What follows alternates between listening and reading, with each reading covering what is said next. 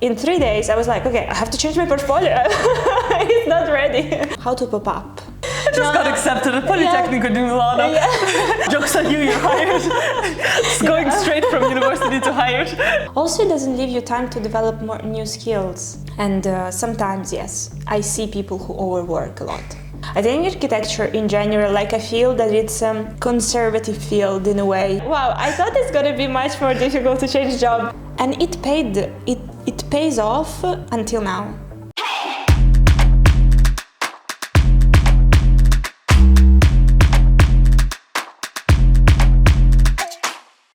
Hello everyone and welcome to another exciting episode of Architect Explains. And we're persevering because we've now moved on to Milan. We're not in Berlin anymore, and I have an amazing guest next to me, which is Alesia Tukach.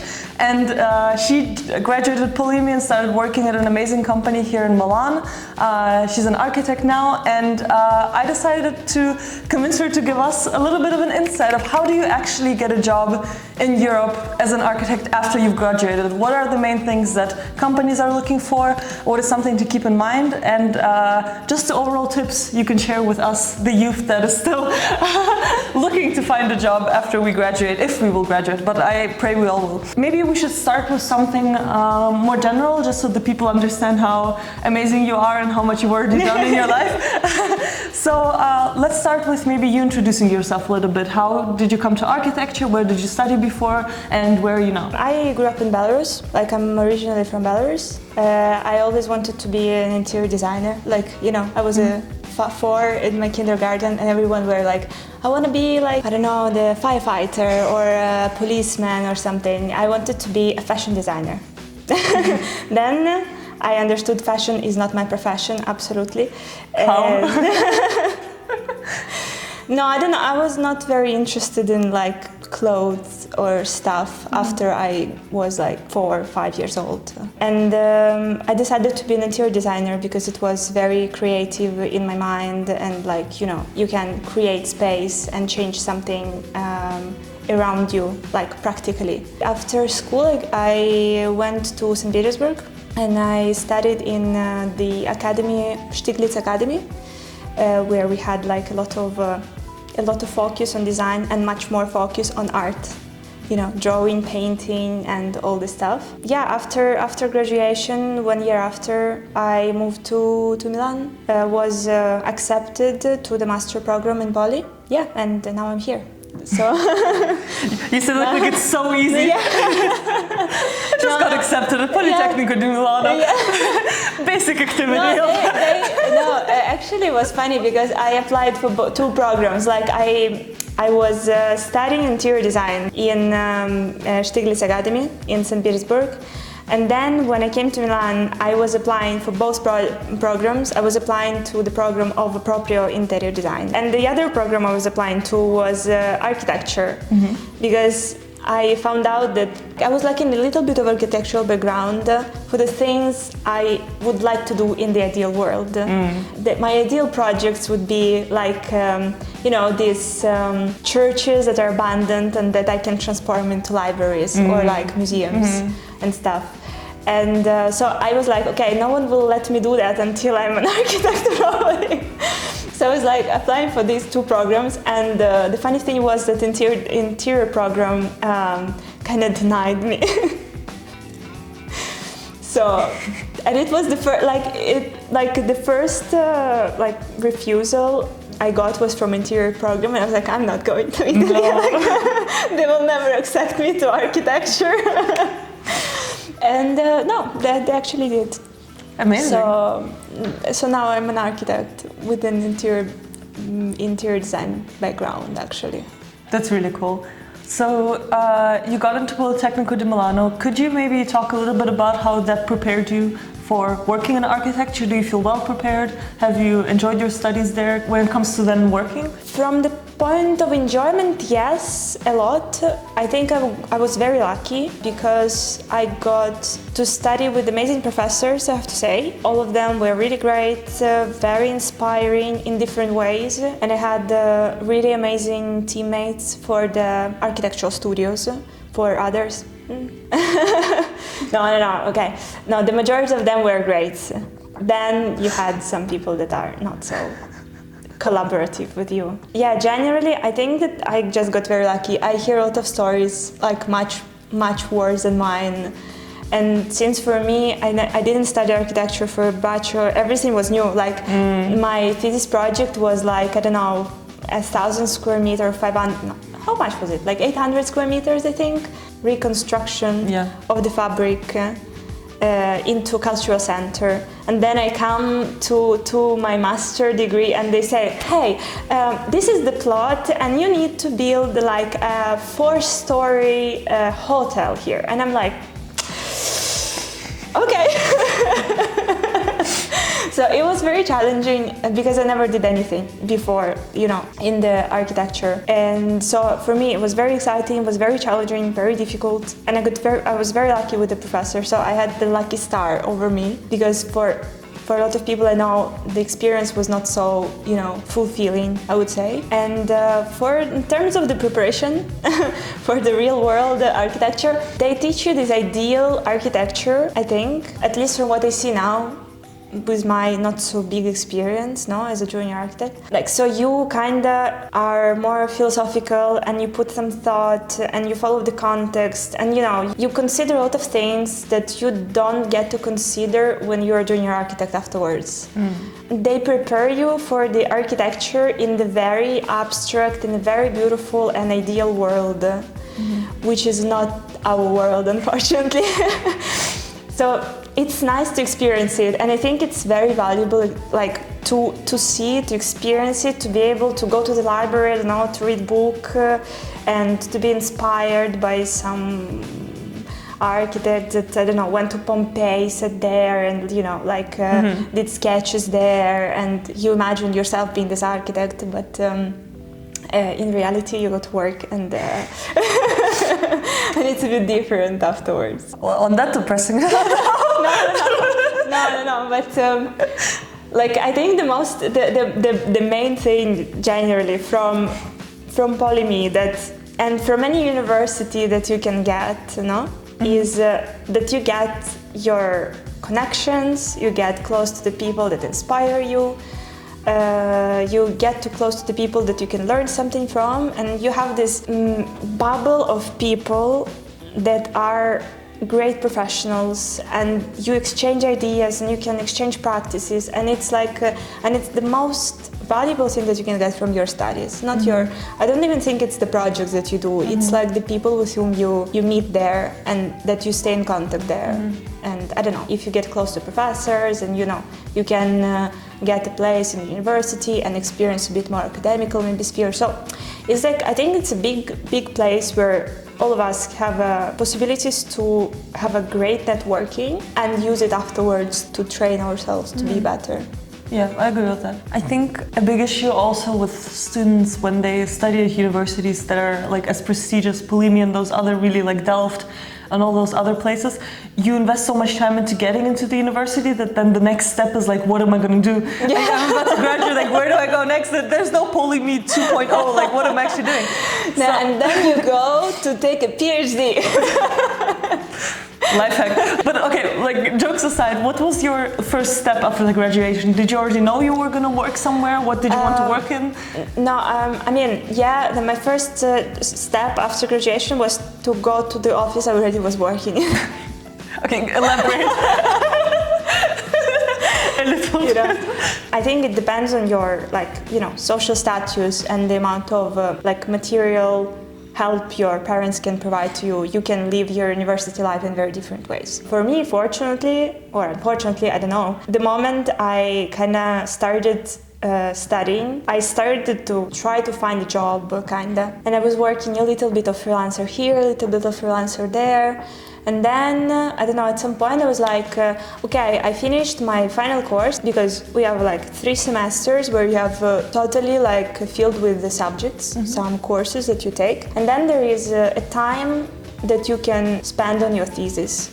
And the time could be either half year or you take a year or you take a year and a half. And for me, it was like, okay, I finished my course. I went home to Belarus, to Russia, to see my family. And I was like, I should find some real experience, because like your freelance experience is valuable because it shows in your portfolio your skills that are not just university skills, but is not really considered to be experience. I found out, I don't know, maybe not everywhere, not in every company, but when I entered, they were like, okay, freelance, so no really office experience. I was like, a little bit, but not so much. Like I had, 3 or 4 months internship or something. Yeah, and basically I was like, okay, I will send some CVs. No, what can I do? I will make a list of all the companies that I find in Milan, and I start sending CVs.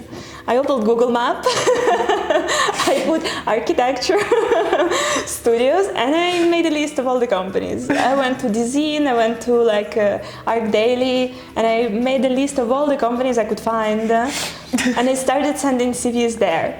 And after a very short time, I have to say, like after a couple of weeks, I think, I got the email from one of the companies. Go off, girl. Like I think, I don't know, like it was, I know that there are a bunch of people that looking for a job for a while. Okay, I know, I got super lucky, I don't know how, and like... But that's not you. But I was just going with the flow, like, you know. Just going straight from university to higher.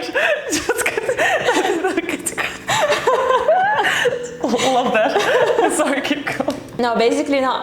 Before that, okay, so not all the people hate me at this point. No? I think they're just jealous. No, to be honest, I thought to also go for internship somewhere abroad, because I was like, okay, no, I don't have a study now that I can jeopardize, let's say, by going somewhere, so it's not extremely overwhelming with working, studying, and going somewhere also. And I tried to send a lot of stuff to Netherlands. Because I was also, okay, I will go if there is a possibility for me to stay, like a bit, I don't know, stable solution for me at that point. And I got almost nothing. Like I got one interview with not a small studio in Amsterdam, and I think it went very well. But like at the point where I was like, okay, I want to be very clear with you. Like I really want to move to Netherlands, so I would like to come to there. And if you afterwards you can kind of, if we like each other, of course, if you like my work, would you consider hiring me? Like, would you consider? And they were like, no, but of course, no, generally we do like that. And of course, afterwards, they said that they hired someone speaking Dutch. So, like, it's not, rainbow and fairy tales. I just got lucky here, probably because I was in the right time and in the right place. I started working as a stage, like as an internship with a not very big salary, like quite, it was 4 times a week. But it was, like to gain experience. And it was very flexible, so like there was quite interesting projects at some points, like we had a bunch of responsibilities, I have to say. So it was not just, do what you are told and stuff. I think after 3 weeks, or how much was it? No, it was a couple of months after I arrived, I had to do the submission of some documents that they right before the vacation. Oh, wow. And I was like, I'm not sure you want to do you want to make me responsible for that. It was fine, nothing happened. Yeah, afterwards, basically, I stayed with these people. Like, I stayed in the same office because it was something that provided me the security of being, with a job after I graduate. Like, I think I took 2 months before my thesis, before graduation, to finish everything. And afterwards, the day after, I went to work. I opened the Partita IVA in Italy. It's like a freelance thing, as all architects here work. And I went to work. Ciao, basta. So you currently work at DETALES? Yes. Yes. How did you manage to get a job there? Because I know that's a very sought after company for a lot of graduates. Was it through networking, applications? Did you have any connections from university? Like, what was your strategy? Yeah, you remember I told you that the most valuable thing from the university was... So basically, yes. And I was working at the time like almost 2 years. and I was thinking, okay, I need to see maybe to find a better job with a better pay, because I was working at the moment and I was having a bunch of like some freelance job on top of that. At the moment it became very, very heavy. Like I was completely burned out. I have to find a new job. And like literally like a week later, a friend of mine writes me, hey, are you looking to change job? My friend from university, because he found a job like in this company in DETALES, I don't know, from January or something, from New Year's, and they were like growing a bunch and they were asking people if they know someone to make a referral inside the company. Wow. And he was like, why not? No, like, I don't know, maybe I saw him a couple of weeks before, said maybe something that he remembered about me. And he was like, hey, if you want, I can send your portfolio to the HR. And I was like, yeah, sure. So in 3 days, I was like, okay, I have to change my portfolio. It's not ready. So guys, have your portfolio always ready, okay? Don't be like us. don't be like me, okay? Because 3 days, I slept like 4 hours. Oh my God. Because I have to redo everything, because I didn't have any work projects there almost. Oh no. Yes, because I was only starting to think about changing, like, you know. And I sent the portfolio, and I don't know, they didn't answer me for 2 weeks. And I was like, okay, that's probably not for this. I mean, they were looking probably for something, maybe someone maybe more experienced, you know, this kind of stuff. And then they wrote me, and I went to the interview, and the interview went well, and they kind of proposed a nice salary. Kinda hired you? Kinda hired me, and I was like, oh wow. Why are we talking so high? No, I was shocked. I was like, wow, I thought it's gonna be much more difficult to change job, and then I got no, because I was preparing to start sending this stupid portfolio with the stupid CVs to this the companies again, to again make a list of the again, go on Google Maps, do the research from scratch. You think it's different? I don't say Every time, same strategy. Yeah, and they hired me, and like I started from the 1st of April. I thought I will arrive there and it's gonna be a joke, but was that a joke? No. Jokes on you, you're hired. Do you know the meme where it's like, can't find a job, sad face, and like found a job, it's also sad face. Oh my God. So you said you were fixing your portfolio manically for 3 days, so that means you have some tips on how to make a strong portfolio. No, you see, my tips on strong portfolio is find your network in the university. Besides, forget the networking. I'm deaf and blind and I can't speak, and I only have my portfolio. I don't know, honestly. I like watched a bunch of videos on YouTube already, and they all say, you know, like very sensible things, no, very rational and logical things that you can apply. And then I opened my portfolio, and I'm like, I have no idea. What do you mean a storyteller? They're already my project. Not my favorite part, but I don't know. For me, I just make it as clear as possible. Like I try to be sincere about what I did, make it sound nice.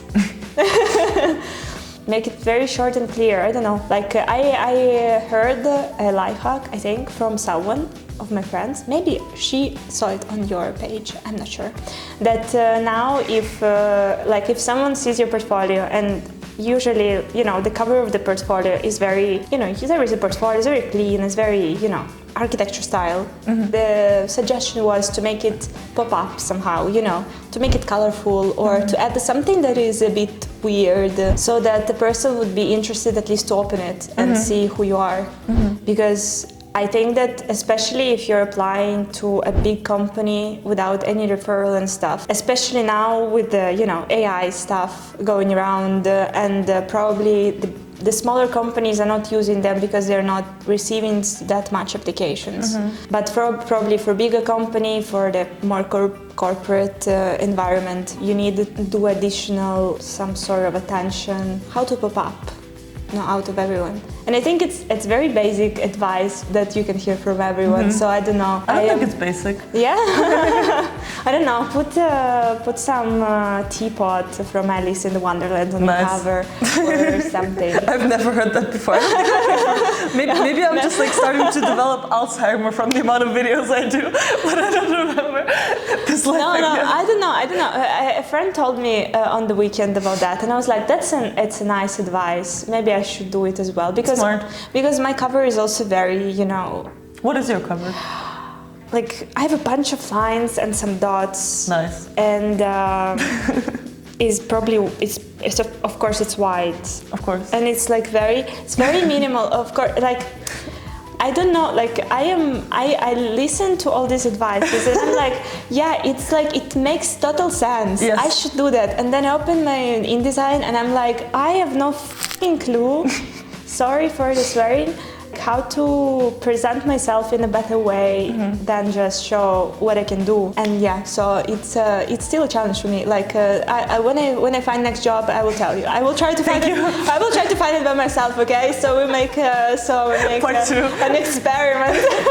Just part two. We finally figured out how to make a portfolio. It's been 10 years of work experience. No, but seriously, because I feel like a portfolio is so intuitive. It's like when someone asks me to review their portfolio, I feel like I'm Gordon Ramsay. And I've just had a person come in and they're asking me, can you make me this, what is this, like the strudel he makes? And I'm like, yeah, of course, like I can give you tips, but like, I don't know if it's gonna turn out, like, I don't know how the oven is, like, I don't know what's gonna happen. And it's the same way, like you know some principles, but the way you apply them is sometimes kind of tricky based on the work. Yeah, no, exactly. Some people are always like, oh, you should make all your projects the same color, or you should have this many projects or this many lines, and I'm like, guys, I've had portfolios 50 pages. Nastya knows my portfolio is 50 pages right now. I've had portfolios 10 pages, and it's like the same level of achievement. I don't know. No, exactly. It's like, it's crazy how much, many different information there is. And I feel very angry that I have to put so much effort and to make portfolio all the same color or something. Like really, that's what you want from your employee? Like this level of autism? No, sorry. Like it's just you are looking for someone who can make. I don't want to offend anyone. I think I'm quite like when I focus, I'm in my own tunnel world vision. I can close myself, and I think I have a little bit of like qualities of being like very, like focused and like doing all the stuff like very long, precise and stuff. I've always been like that. But this makes me so mad because I don't understand how I'm showing how am I as a worker by doing so.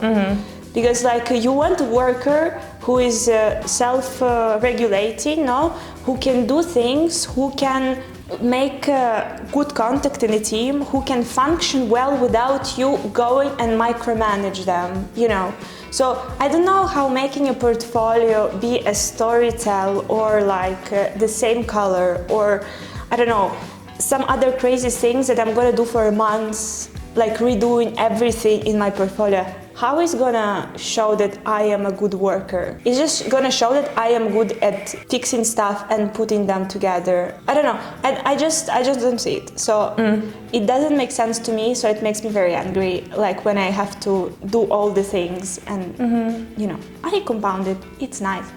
It's okay. It's clean portfolio. It's logical. It has but.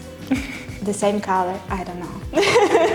I'm just thinking about how this video will get demonetized, but I feel like it's worth it.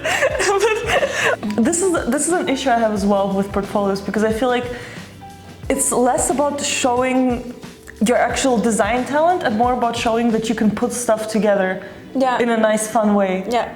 And make it be pleasing to look at. Yeah, it's not a problem solving. You're not going afterwards. Yeah, if you're doing competition, maybe they're gonna ask you for a nice graphic. But if you're in a studio that is doing like, that are doing something like practical, some executive drawings, and you're already past concept phase and feasibility phase. Like I saw this huge video where presenting 10 or more AI tools that are helping you now to do the feasibility study and the concept phase. And it's like, we are not going to do it anymore in a couple of years, no? You are going to manage the AI that is doing it. So what's the point of you making beautiful drawings, no? Then you need to be more proficient in how to manage the, you know, the other work that is there, no? The executive drawings, even if it's schematic drawings, is about solving the problems in a very logical and a very, and sometimes creative way, not to follow the strategies that you have for the project. Yeah, I completely agree, like there is no point for me. Sorry. No, I understand. I'm just curious because I haven't worked yet initially. How is it working as an actual architect in an Italian office? What was your experience like? I'm a junior architect, so in Italian office, I don't know, everyone speaks Italian initially, so that's... You do too, though. Yeah, now I do too. I heard the way you say okay. Now I do, but for example, initially I didn't. So I started working without knowing that much Italian. I understood, yes, I did some course, but only in this office I am totally like functioning in Italian, more or less. Like Italians are nice in accepting that you don't know Italian very well, but they are really bad in being sensitive about it. Like inclusive? Yeah, they're not very empathetic about it. So they will not notice that you are, like they will ask you sometimes, did you get everything? No, if you told them that your level is like really basic. But generally they will not be like very, you know, like, oh, but is it okay? No, do you want us to repeat in English or you prefer? No, this I didn't see, at least in my work. So if there is a meeting with some Italian colleagues, it's going to be in Italian. If there is a meeting just between you, yes, sometimes if you ask, they can do it in English and explain you things in English and everything. There's a big overworking culture just in architecture in general, but yeah, it's true. Is it the same in Italy with the? Yeah, I think so. I mean, unfortunately, I know you want. Like, I wanted some good news. Everyone expects Italian to be like, you know, this dolce vita and dolce far niente probably culture, but I think architecture is quite toxic environment. Like in any country. I don't know. I never lived in other countries, so I don't know how it is there. So I barely worked in Russia, for example. I just did some freelance work. I don't know. Maybe in Netherlands, in Germany, in. Have some bad news. Oh, Austria maybe? We don't know. We didn't Austria. Generally, I don't know. I don't have all the data, no? If I would go to every country and work all the time, depends on the office that you are working in, depends on the type of the project they did. In my experience, for example, I didn't do that much overwork, honestly. In Italy, the work hours are quite long, I would say, because you start at like 9:30 then, and then you work until 7, for example. So, and then you have like 1 hour and a half lunch in between that you could do actually in half an hour, and then, you know, leave 1 hour earlier, but no. It doesn't work like this, unfortunately. But again, depends on the company. I know people who leave at 6 from work, for example. They start a bit earlier, they leave earlier. Not so much experience with like super overworking, super stressful periods. Maybe because I didn't work in some, you know, famous architectural companies with star architects. Some people that I know, that are my friends, work there and they were super stressed. A bunch of times you kind of write to them and they're like, oh no, we have like a competition, or we have like, because they work with a more probably competition related architecture, and there are some offices that work less with competitions but more like on residential properties, or some, like for example my studio now, their focus is the hospitality sector. So the majority of the projects they do are like hotels. Yes, of course, depending on the project, depending on the deadlines, depending on the clients and how the bosses are managing the relationship with the clients, you get, you know, your environment inside. And sometimes, yes, I see people who overwork a lot. I don't know, like I'm probably lucky, please don't hate me. Like third reason. Yes, third reason. Like, doesn't overwork. No, come on. Find job on Google Maps. No, come on. Got hired immediately. Yeah, like in my experience, It's really depending on the managers, on the project that you're on. So if you got a bit unlucky and your manager or your team lead is not very well organized and doesn't understand the timings and stuff. Like for example, our project manager right now, like when we have the planning meeting, he's like, okay, the client requested the deadline that is gonna be like in, I don't know, 3 weeks. Can we do that? Honestly, I don't understand the timelines well for now, because I didn't work with this like stage for like continuous amount of time. I'm like, 3 weeks sounds like a lot, no? And I'm not saying it to my project manager though, I'm leaving all the words to the team lead. Because he has more experience, obviously, and I need to learn stuff. And he's like, no, it's impossible. And our team lead, project manager, is like, okay, I will talk to them and I will try to, we put the deadline as they request, but we kind of do the note to them that we are not promising. We will deliver what we will have by that time. And if we cannot coordinate with the engineers and, everyone, the project by this moment, we're gonna deliver a week later. I assume that this is like a bit healthier way for managing the projects that I saw, at least, no? When you just come to the team and you actually ask them, okay, guys, what do you think, no? Instead of coming to the team and say, okay, but this moment, life or death, we have to deliver, no? Life or death. With the competitions, it's different, I think the dynamics really shift depending on all these, small features that the architectural companies have. What would you say is like the biggest challenge that a lot of junior architects are facing right now at work? Besides like the Gen Z and... Besides finding the job. Okay, you found the job. Okay, no, it's true. My personal challenge right now is that I want to live a balanced life, because I don't know, maybe I'm not too ambitious to be like, to work my ass off, to stay late every time, to do more, to do what, 200%. I was burned out a couple of times by now, and I am not even 30 years old. So like my main struggle is that I really want to do a lot of things in my life that make me very happy. Sometimes it's really tough to combine with a full-time job at this point. Because, for example, tech industries, a bunch of people I know, I don't know, they stop working at 5, or like even earlier sometimes. Depends on their workflow and the company, of course, but 5:30 and stuff. And we have to stay 6, 6:30, 7. If there is more work, you stay more and everything. So for me, this lack of time to really do something else besides work is a big struggle, is a big dilemma in my head, because you always have to choose something very carefully. You also have to leave time for you to stay alone, to just have your personal space, your personal time. At the same time, like, you want to continue having your friends and social life, then your personal life, then you want to have some hobbies and everything. So it is really something that bothers me recently a lot. Like the fact that it's really easy to go on this race to become better and to earn more and to work in bigger companies with better projects and all this stuff. And at the same time, you just lose a sight of who you are, of what's your actual goals in this life, what's your life is actually about.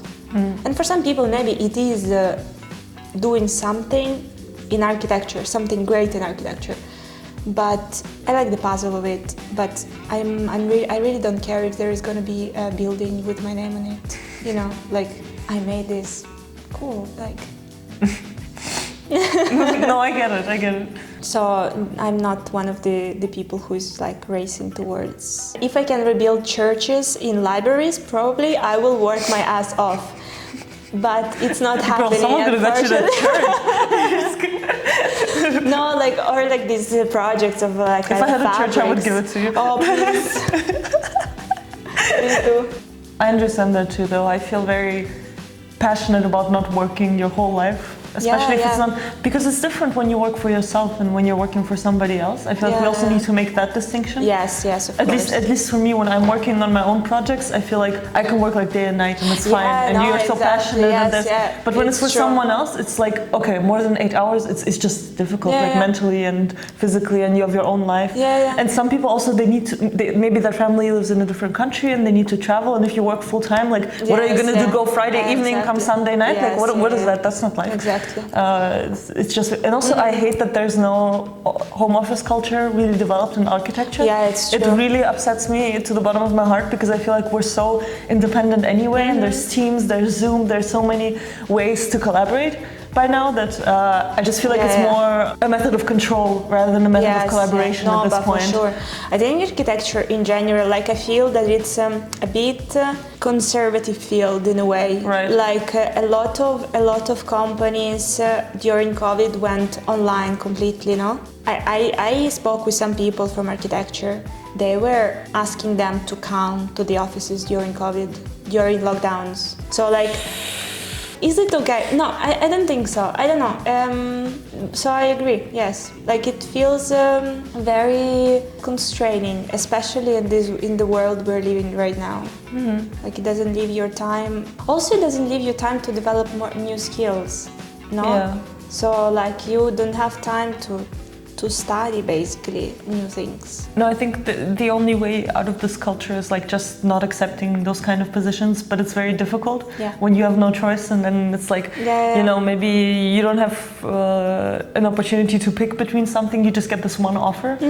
But the best we can do is really just not work in the environments that we no longer want to be present in the culture. It's true. That's literally the only way, because as soon as there's no applicants, then they start changing the ways. But while people are still coming, like for free, day and night, it's gonna stay the same. Like there's no way to change. Yeah, I think in general in Italy, this is one of the issues that like I saw, is that when you're a student, it's really hard to find a paid internship. Like it was a big topic of discussion. Like when I was in university with some of my teammates and friends and everything. We also had, I had a friend who was a bit older in general. He was already working in Austria for a bunch of years. He was always so passionate and because for me, I kind of learned it from him. You know, this approach that we actually should not say okay to things. As much as we can fight for our rights as people, as workers, no? Because when I came, I was like, okay, I don't have really a choice. Like, I should do that, no? Otherwise, I don't have experience, they will not hire me afterwards. Like you don't have a support system. But a lot of people that are coming here and they're accepting the positions just because they come here for experience. They don't think how much it affects the market, the job market. Exactly. And in the end, you end up with people who come here to actually stay here and live here, and they're struggling because there is no possibility for us to change things, because the market is controlled by the majority of students that are graduating and who are accepting these low-paid positions.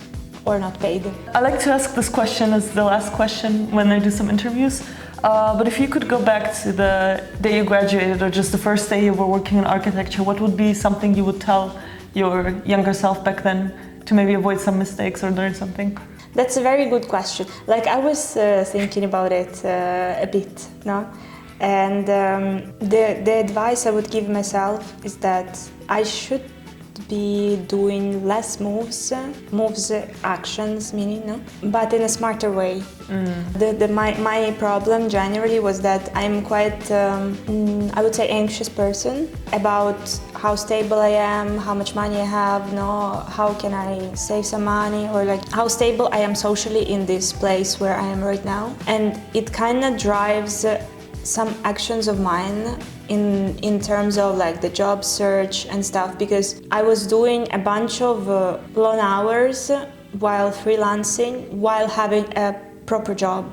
So that's crazy. So I was doing I went to work at 8:30. I was coming back at 8 in the evening, because it was 40 minutes from my home, and then from 8 to 1 p.m. I was working on the project of like some freelance 1 stuff that I a.m.? was Oh my god. that I was doing, and basically it gave me some additional income that I could spend on like traveling, on these beautiful Instagram photos that I post. Let's put it like that, no? Because I'm really, passionate about seeing new things and traveling, and like I don't know, I want to afford going to La Scala every once in a while, to the places that I like, no, not to the back line, and see what I want. Unfortunately, being cultured is quite expensive here. So if you want to go to the museum, if you want to go to like exhibition, if you want to go to the theater, you need additional income to cover these things. So I spent a bunch of time working on projects that didn't bring me much besides income. Of course, experience a little bit, no? It's always an experience, you always learn something. And my learning from all of this was that I have to be smarter, honestly. So we have to invest our time only in actions that will bring us some profits in the future. Not only material profits, no? But emotional profits, some physical profits, no? Like if you do exercise every day, you're probably going to be healthier as if you're not doing them, no? In 10 years. I think this is the advice I would give myself, to be a bit more calm in the outlook that I have on the situation around me. So that, I learn new things maybe earlier than I need to. Like, for example, when I was in the university in St. Petersburg, there was just this, the Revit just kind of appeared in the area, let's say, and a lot of studios there immediately switched to it. Interior studios in St. Petersburg, and there was, I don't know, some presentation of the studio in the university we went to, and they spoke about Revit, and I was like, but probably I should learn it. Like probably I should put some money and time into this, and it pays off until now. It really, like, I'm super grateful that I really took myself and I was like, okay, this is the investment that I'm willing to make. So yes, this is the advice I would give to myself and really to everyone who needs it. I don't know, maybe everyone is smarter than me, so. I think on this very funny note, we can end this interview. I really thank you so much, Alesia, for your time and for your honesty. I think this was a very real insight into finding those junior positions, working as a junior architect, and just a very great insight for everyone who's maybe wondering what it's really like out there in the fields, as they say. So thank you so much. I really appreciate it. And thank you all for watching. This has been Architect Explains. I'm your host, Maria Leshenka, and please stay here for future episodes that are supposed to come out weekly because I'm doing my best. Thank you, guys. Bye.